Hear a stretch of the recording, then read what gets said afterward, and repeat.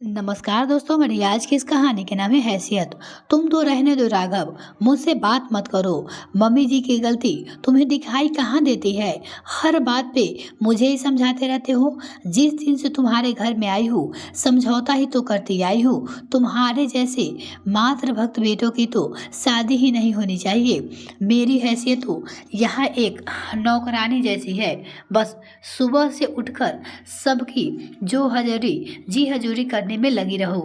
लेकिन सिया, माँ ने ऐसा भी क्या कह दिया जो तुम्हें इतना घर पे सर उठा लिया है? प्लीज राघव, इस समय मुझसे तुमसे कोई बात मत करो। मेरा दिमाग खराब हो रहा है। मुंह से कुछ उल्टा सीधा निकल जाएगा, बिना मतलब बात पड़ जाएगी और हमारे बीच में फिर मम्मी जी की वजह से झगड़ा हो जाएगा।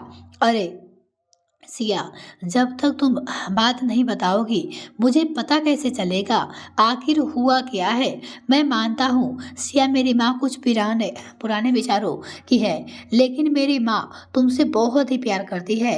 कपड़े पे सिलाई कर करके मेरी माँ ने मुझे और दीदी को पाला है। मेरे पिता हवलदार तो थे, जिनके पेंशन थोड़ी बहुत ही तो आती थी। माँ की दिन रात की मेहनत की वजह से ही मैं आज इंजीनियर बन पाया हो। उफ, फिर तुम्हारी वही माँ पुराण शुरू हो गया। मुझे नहीं सुननी कोई बात। आपकी कमाई पे मेरा भी पूरा हक है। क्या मैं अपनी मर्जी से पैसे नहीं खर्च कर सकती? मम्मी जी को उससे कोई मतलब नहीं होना चाहिए। मैंने आज पिज़्ज़ा ऑर्डर करके मंगवाया था।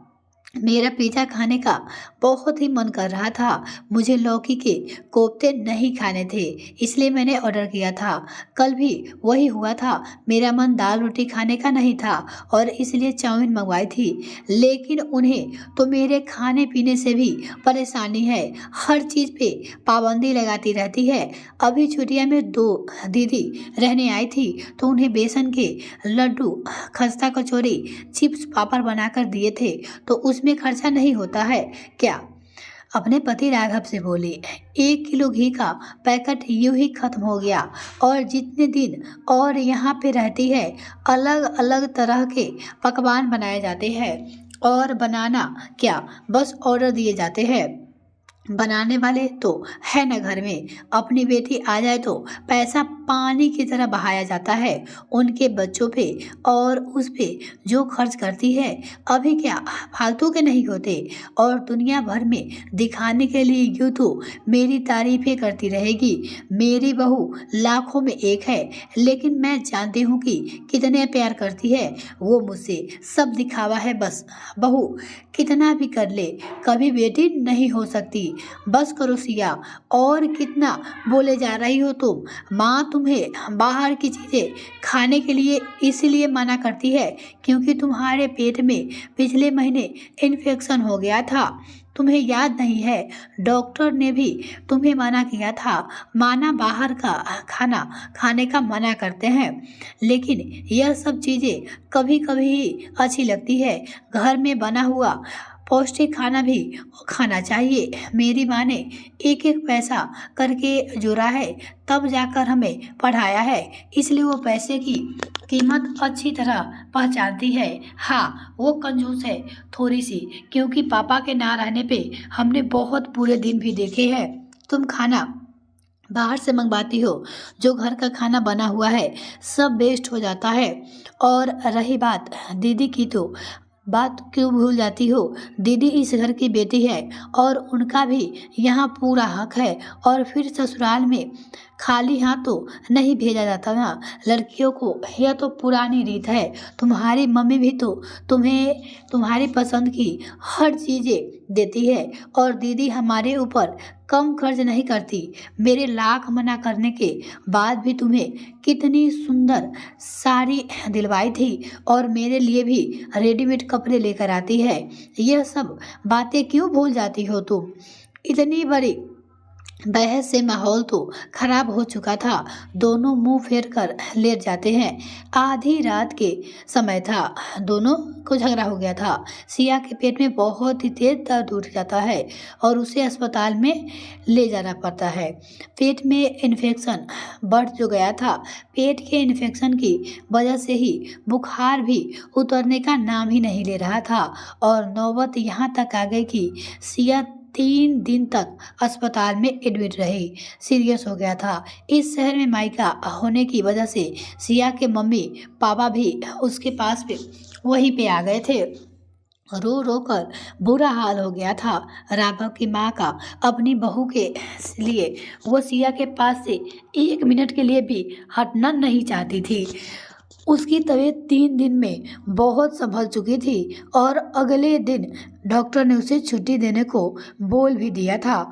तभी राघव के सामने सिया की मम्मी ने सिया को डांटते हुए कहा, तुम्हें इस तरह पिज्ज़ा मंगवाना नहीं चाहिए था और तुम्हें पता है तुम्हारा ट्रीटमेंट चल रहा है था ना, फिर तुमने लापरवाही की।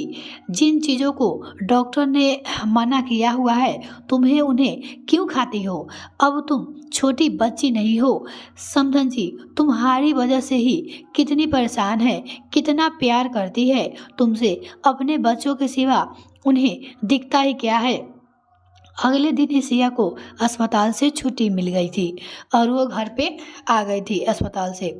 कितना ध्यान रखा था राघव की मम्मी ने उसका। राघव की मम्मी उन्हें बहुत ही प्यार करती थी।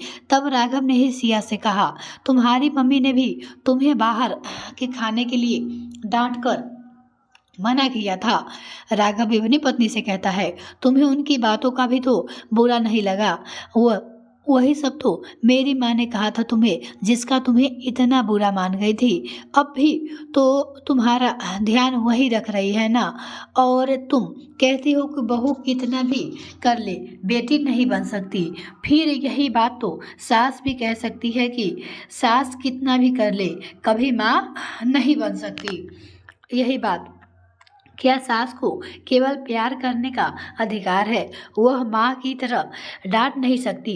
मेरी माँ मुझे डांटती है तो तुम्हें भी डांट सकती है। तुम भी तो बताओ। और अगर माँ को पता चलेगा कि तुम उनके बारे में क्या सोचती हो तो उन्हें कैसा लगेगा? राघव अपनी पत्नी से कहता है।